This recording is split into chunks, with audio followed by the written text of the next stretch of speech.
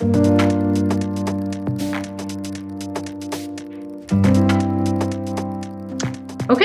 so without further ado, I'm going to go ahead and get started.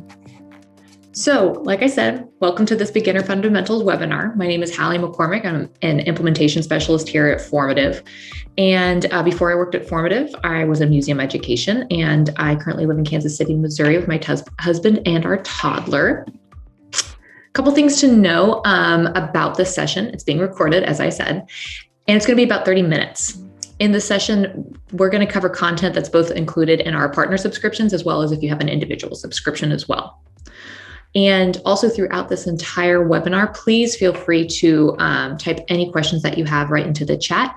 I have two different screens, so if you see me kind of looking around in two different places, just checking to see if there's no questions. Okay, so what we're going to be doing today, our learning objectives, is we're going to learn how to add a PDF or a Word doc to a formative and add questions directly on that. We're also going to go over how to assign that formative to your students, and then we're going to take a quick look at our tracker tab as well. So let's go ahead and dive in. So if you're following along with me, which I hope you are, please go to formative.com, and you are going to click the login button.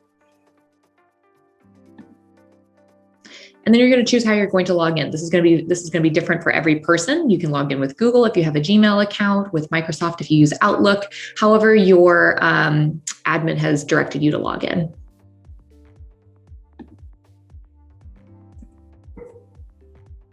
Once you are logged in, you may have to click one more time to say View Dashboard. But then you'll be here. You'll be in your formative dashboard. This is my personal formative dashboard. So yours is probably going to look a little bit different because you have different classes and different formatives. But in general, it kind of looks like this. I'm going to pause for one moment and make sure that everybody is able to log on. Let me know if you're having any issues in the chat. And then if you could briefly just like give me a thumbs up, thumbs down, whatever, if you do not have your classes set up. I can go over that really quickly if you need into the chat. Just let me know if you need those classes set up and I can walk you through that as well.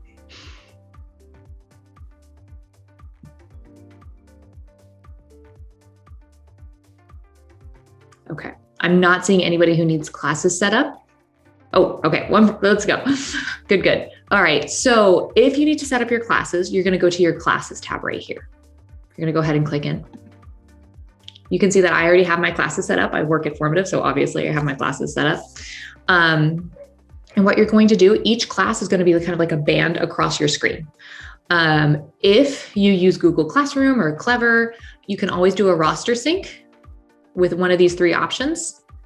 Or if you don't use any of those, you can always create a new class manually. So I'm going to do that really quickly.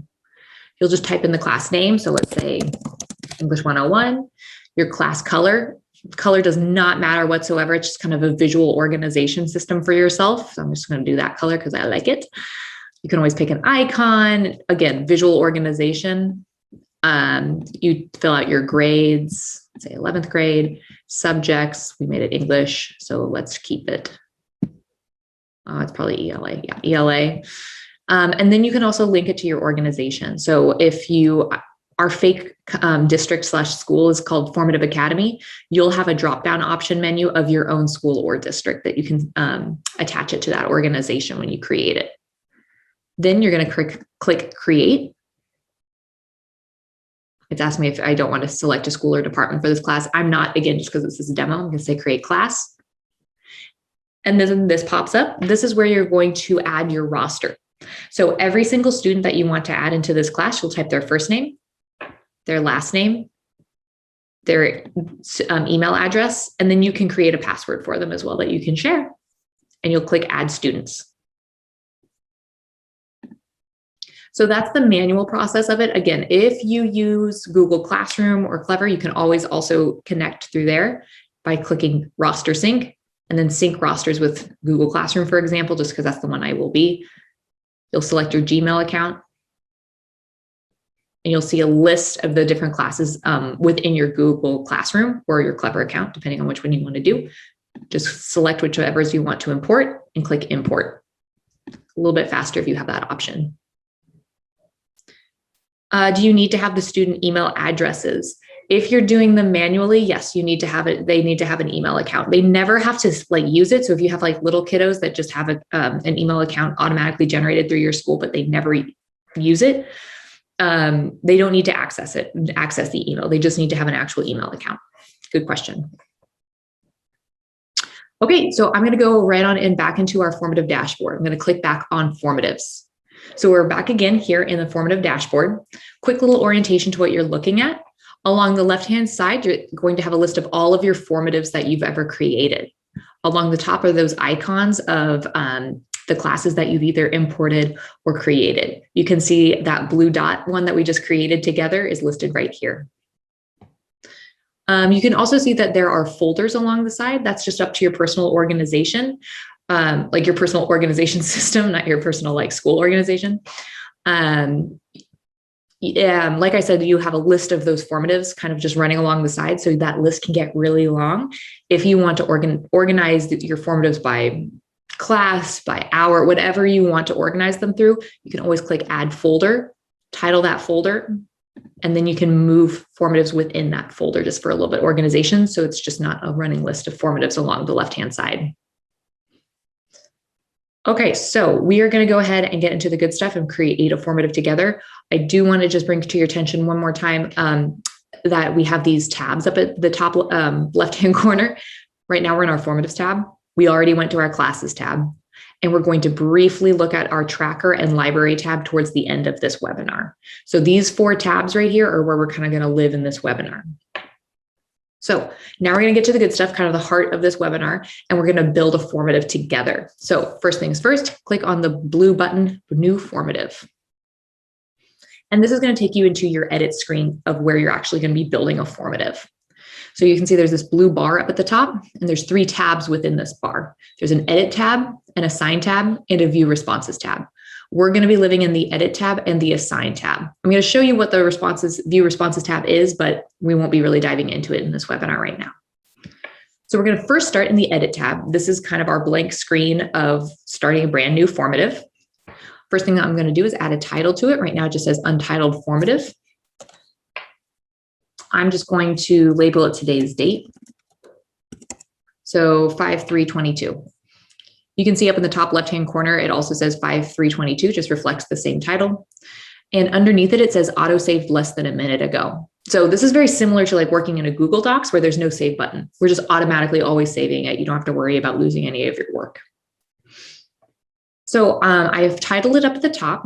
I also want to bring to your attention this little caret icon. You can always drop that down, add instructions to your formative.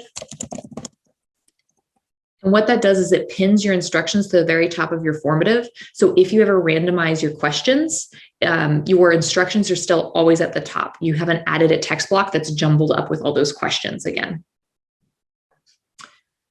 All right, so I'm going to go ahead and add my first question. I'm going to click on the blue bouncing plus sign, and this box pops up. So these are all of our question types that we have for formative. We obviously have a lot, and by no means can I cover this in a 30-minute webinar. The first thing that I'm actually going to do, though, is not just adding a plain question, a single question type, I should say. What I'm going to do is I'm going to enhance a document right here. So this is that first bit of like learning how to enhance a Google Doc or a PDF. I'm going to be enhancing a PDF. The reason I like to show this as our very first question type is because it's a really great way to kind of be introduced into formative if you've never used it before. Because as teachers, we all have those packets, those PDFs, those worksheets that we use year after year, and we want to keep using them. You can upload those PDFs that you've used year after year, digitize it into formative, and then add formative questions right on top of it.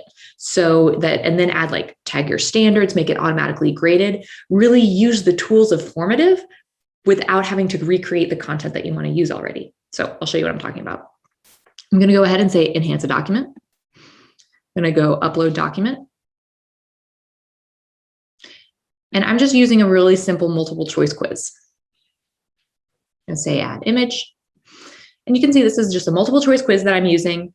And all I have to do now to add digital questions to it is I'm just going to click anywhere on that PDF. So I'm going to click right on top of number 1 to add question number 1.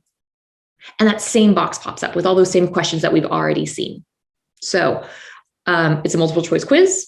We have a multiple choice question type. I'm not going to reinvent the wheel. I'm just going to click that.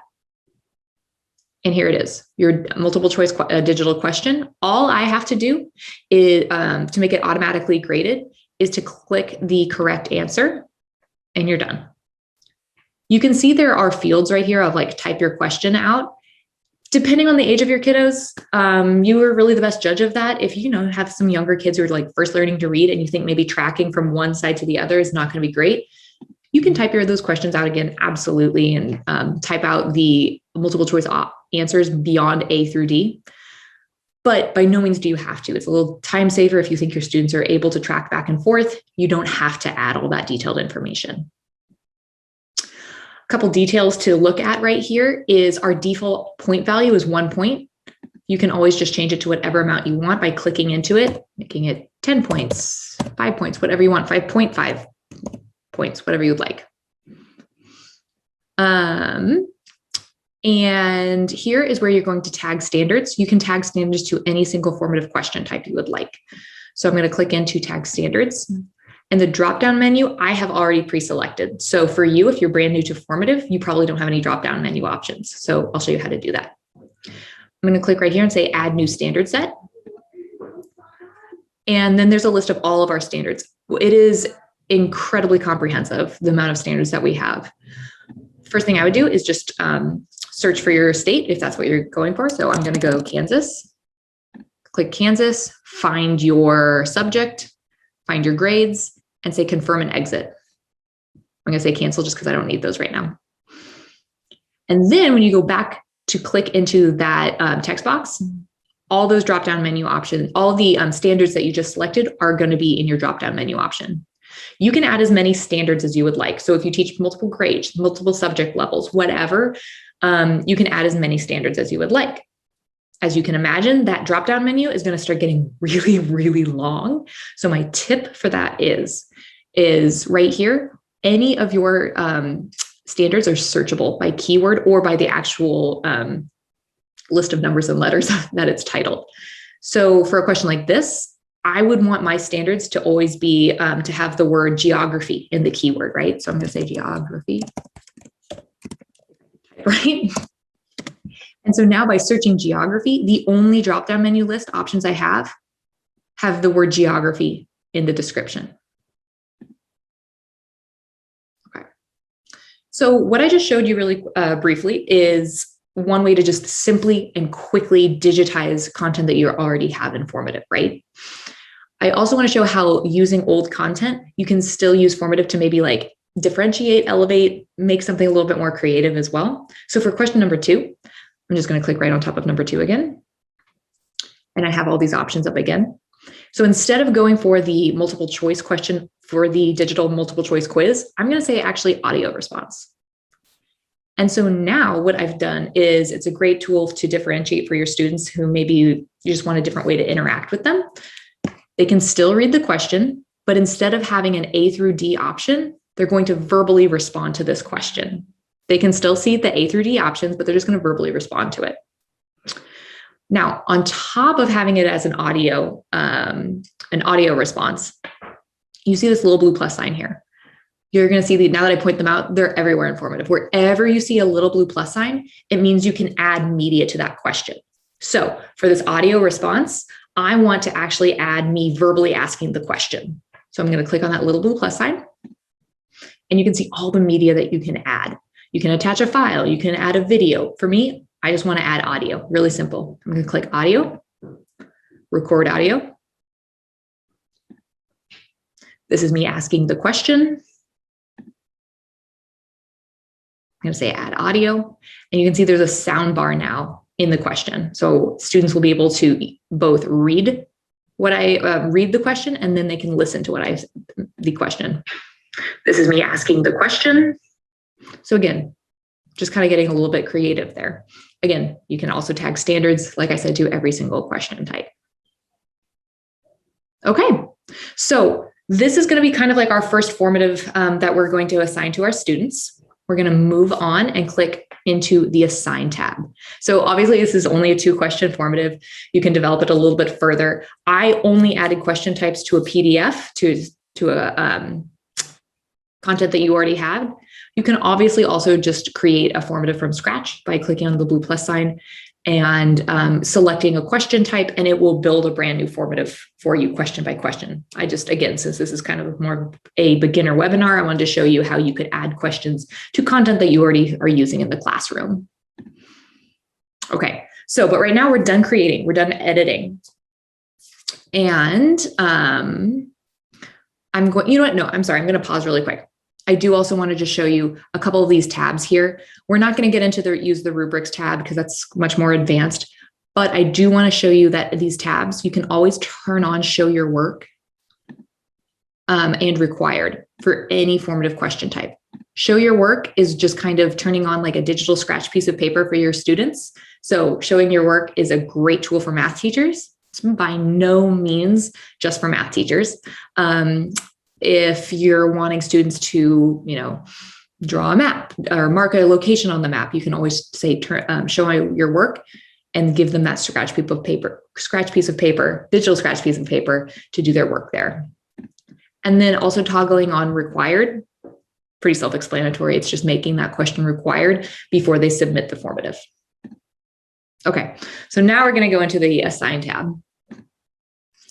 Once you go into the Assign tab, you'll see that a list of all of your classes that you've created in that Classes tab that I've showed you first at the very beginning of this webinar.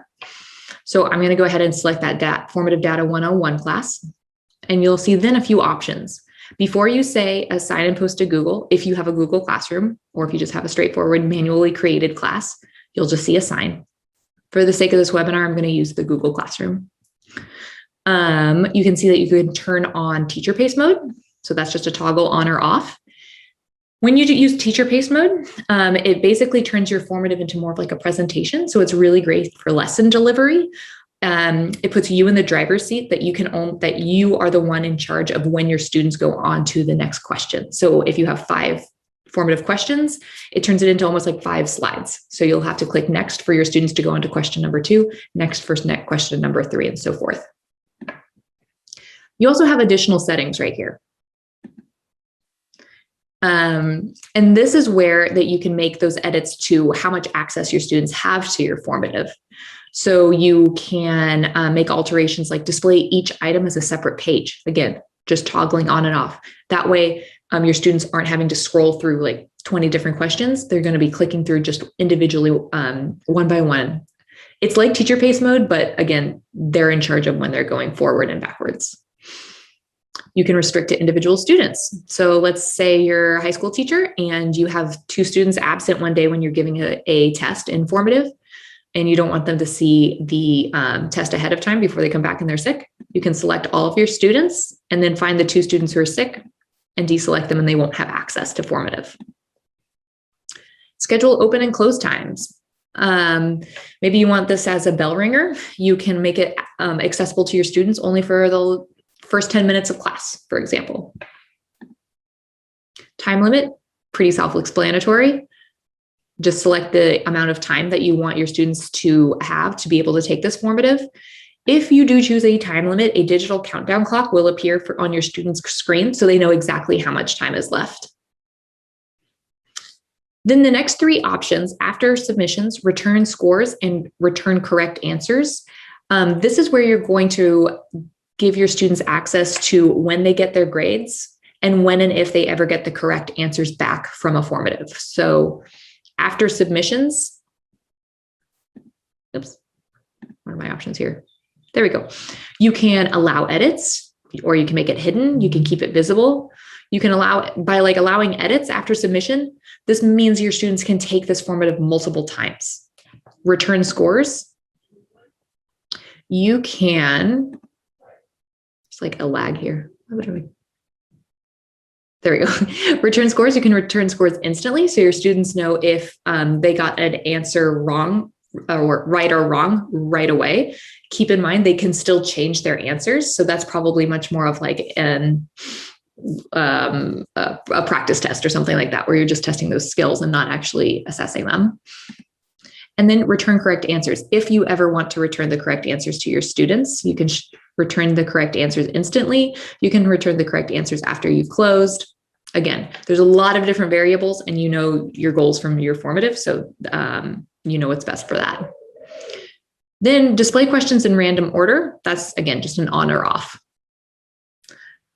Secure browser mode. If your school has purchased the extra secure browser mode, this is where you're going to set that. Again, not everybody has access to this, but you can always select if you want it in lockdown browser mode. Once you have all of these settings exactly how you would like, you're going to go ahead and say assign and post to Google. If you're using Google Classroom, if you're just using like a manually created class, you'll only see assign. So you'll say assign and post to Google, and then all of your students will have access to their formative and they'll be able to take it. So the third and final tab of the view responses, again, we're not really going to go into this very much because we don't have time in a 30-minute webinar. But once you assign for your students, this is where you would go to see all of your students' live answers coming in. Every single question in formative has its own tab. So there's a totals tab where it's kind of like the bird's eye view. You can see all of your students and all of the answers to all of the questions in one place. And then if you want to go in and look a little bit closer at each student's answers, you're going to click into the individual question, and your students' responses are going to be laid out right below the question. Again, this is a little bit more using your imagination because we don't actually have a test in front of us, but this is where you're going to go see those live responses in the View Responses tab. Okay, so that is the basics of building and assigning a formative. I'm now going to go back to our formative dashboard. So if you're clicking along with me, click your back arrow. We're back in our formatives tab. Now, again, we've already been into the classes tab. We're going to go into the tracker tab. Tracker tab is, again, it's something you're going to have to kind of use your imagination with me if you haven't used formative a lot because you don't have that data yet. But I am going to show you kind of what your tracker tab will look like once you start getting all of that data from your students into your formative account. So what you're looking at right now is our tracker tab. You might have noticed that I had to change the date range right away because our default date range of data is only showing data in the past 14 days. So if you haven't tracked any data in the past 14 days, it will look blank. So once you start assigning those formatives, and if you're specifically tagging standards to questions, this is where all that data is being displayed. So what I'm looking at right now is our formatives tab.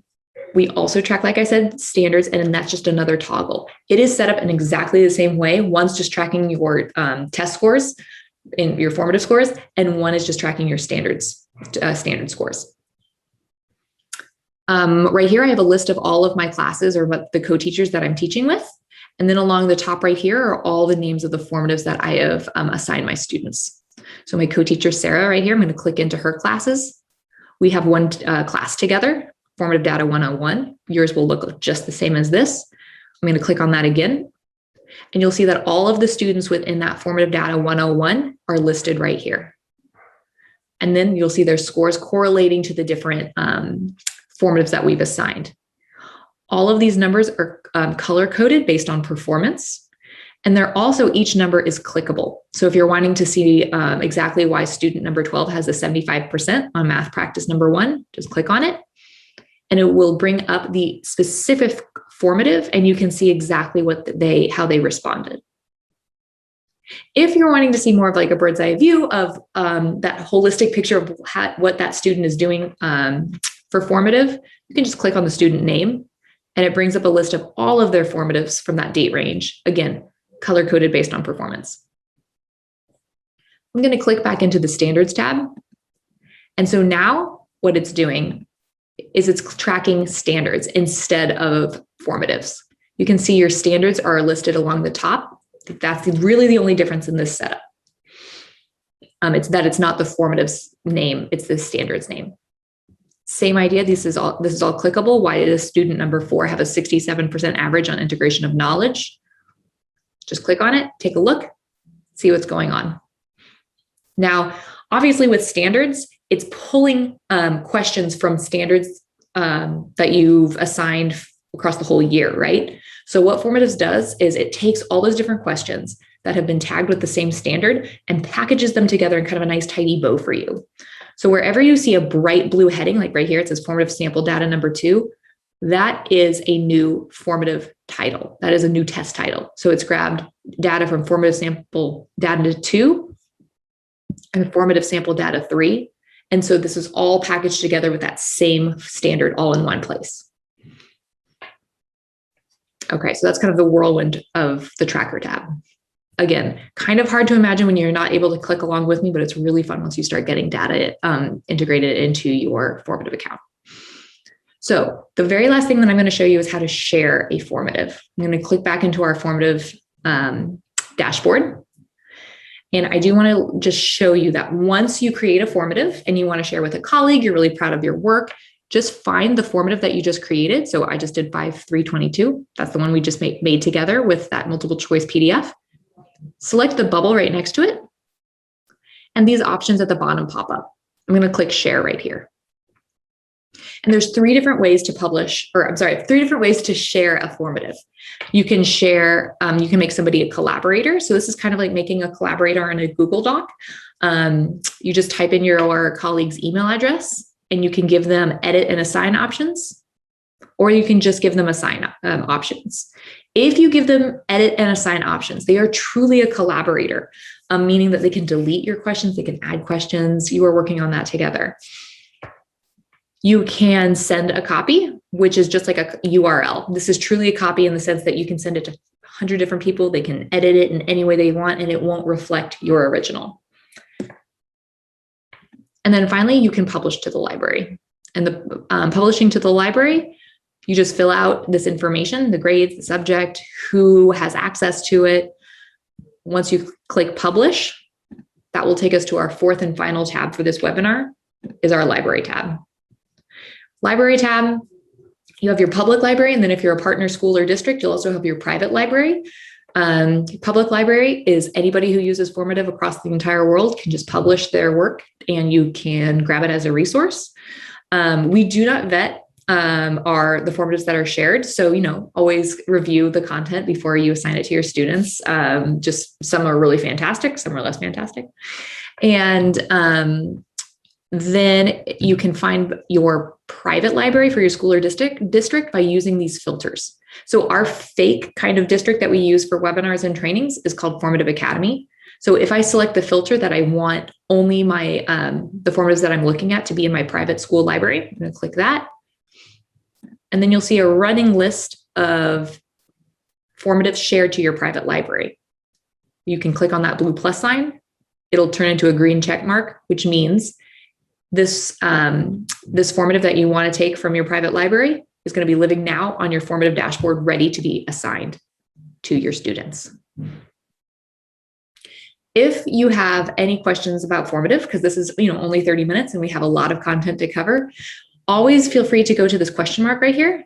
And we have a really, really fantastic training center.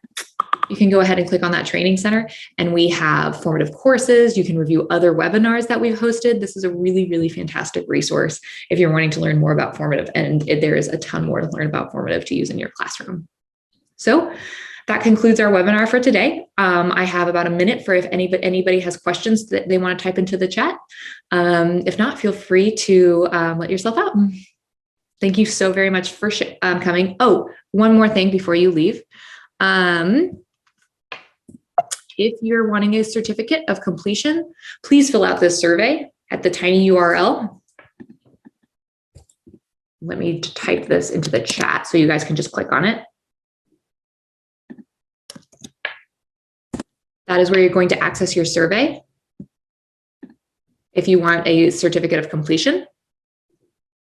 And we have a really great question of, if I move something into a folder, will it change it for others? If you are sharing a formative and you move it into a folder that is not shared with your colleague, yes, they do not have access to it anymore. If you share an entire folder with a colleague and then you move a formative that's been housed in that folder and you just move it out, they do not have access to that formative anymore either. So sharing is a big deal. It can get a little bit complicated. So just make sure that you're always aware of who you're sharing with and where that formative is living. That's a great question. Okay. Well, thank you so much, everybody. I really appreciate your time, and I hope you have an enjoyable rest of your day.